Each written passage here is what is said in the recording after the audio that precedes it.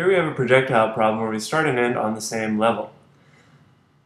So we're going to split our initial velocity into x and y. Now we don't know the total initial velocity, that's what we're looking for, so we can't get an actual number for that part yet.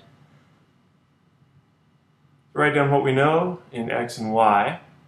Here we can say that the v initial y, or the v final y, equals negative v initial y. That's only because it starts and ends on the same level.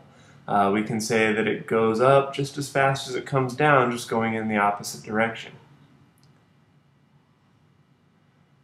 So let's use this equation here, rearrange it to solve for time. We can't totally solve for time, but we get time in terms of v naught. That's important. In the x direction, same thing. We can't get an equation for time by itself and get a number, but we can get it in terms of v naught. Now we have two equations, two unknowns. Let's solve that. So here's one equation, here's the other equation. Those times are equal, so we're going to set those equations equal to each other, and then solve for v naught. Alright, there's part A. Part B, we're trying to find how long the ball was in the air.